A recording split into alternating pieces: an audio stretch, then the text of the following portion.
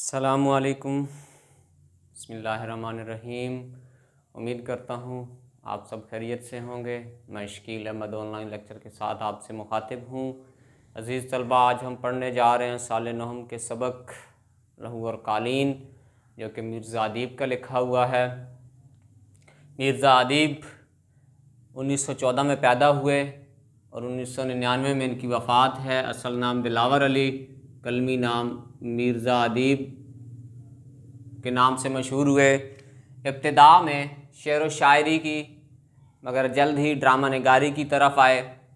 1935 में रिसाला अदब लतीफ़ की इदारत संभाली और फिर बाद में रेडियो पाकिस्तान में मुलाजिम हुए।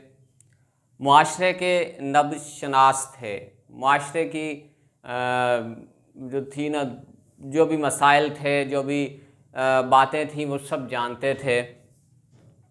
इनके अहम ड्रामों के मजमूओं के नाम ये हैं: आंसू और सितारे, लहू और कालीन, ये सबक भी लहू और कालीन से लिया गया है। सतून, फसील शब, खाक नशीन, पसे पर्दा, शीशे की दीवार।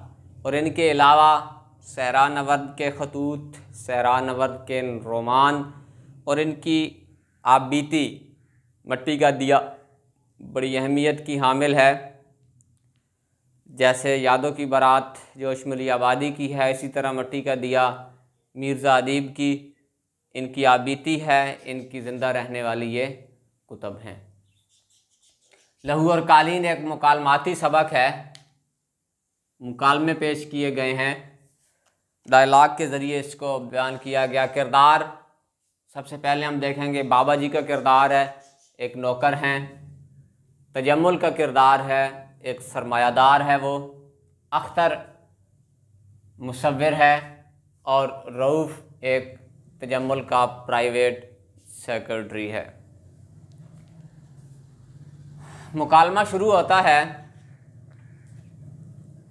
तजम्मुल की कोठी का नाम अल-नशात है। ये वो अहम निकात हैं इस तहरीर में जो आपको MCQs में या मुख्तसरन सवालात और जवाब में अहम होने वाले हैं, साबित होने वाले हैं। अल-नशात कोठी का नाम है। एक खुशनुमा कमरा, वहाँ पे बड़ा खूबसूरत और आराइश और ज़िबाइश उसकी की गई, बड़ा बेहतरीन फूलों से मुज़य्यन बनाया गया उसको। तजम्मुल की उम्र 40 से 45 साल की है। ये भी पूछा जा सकता है, सवाल में भी पूछ सकता है, MCQs में भी पूछ सकता है कि तजम्मुल की उम्र कितनी थी। तो 40 से 45 साल। तजम्मुल का बाबा से अख्तर का पूछना। अब बाबा नौकर है, अख्तर एक मुसव्विर है, तजम्मुल सरमायादार है। वो बाबा जी को बुलाता है और पूछता है अख्तर कहाँ है।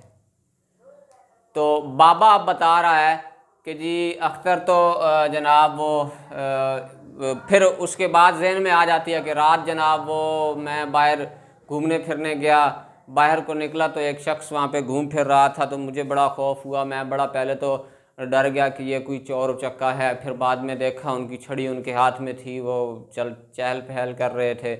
तो वो अख्तर साहब तो रात को वो उधर थे, अभी वो जो है वो मैंने देखा है वो फ़लाँ जगह है। तो तजम्मुल कहता है कि हाँ बाबा जी, तुम्हें नहीं पता, ये मुसव्विर लोग, ये शायर लोग जो होते हैं वो इसी तबीयत के होते हैं कि अलग थलग रहते हैं और उन्हें कोई दुनिया की खबर नहीं होती, बल्कि अपनी मौज में मगन रहते हैं, अपनी मस्ती में रहने वाले लोग होते हैं। अच्छा, अब अख्तर आता है। अख्तर का हुलिया, बड़ा अहम सवाल आता है।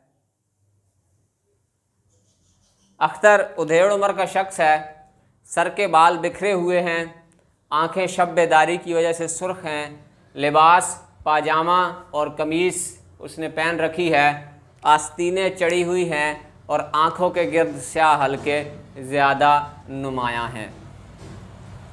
तजम्मुल खुशी की बात। अब तजम्मुल अख्तर से मुखातिब होता है कि बड़ी खुशी की बात है वो ये कि तुम्हारी तस्वीर को, तुम्हारी बनाई हुई तस्वीर को जजों ने अव्वल इनाम दिया है।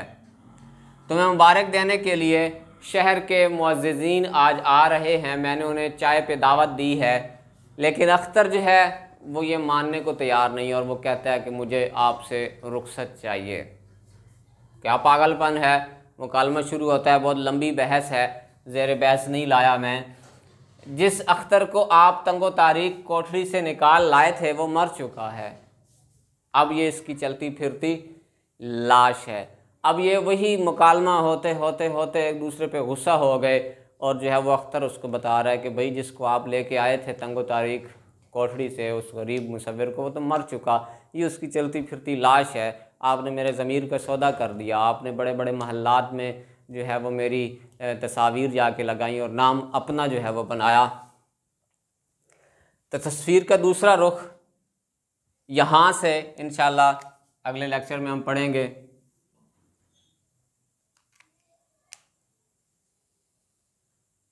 अब यहाँ से यू टर्न वाली बात हो रही है कि अब अख्तर जो है वो उसको सारी हकीकत बताएगा कि क्या कैसे मर चुका है और कैसे आपने ज़मीर का सौदा किया और किस तरह जो है वो आप मुनाफिक हैं, आप ज़मीर फ़रोश हैं। ये सारी बात अगले लेक्चर में इंशाल्लाह हम पढ़ेंगे।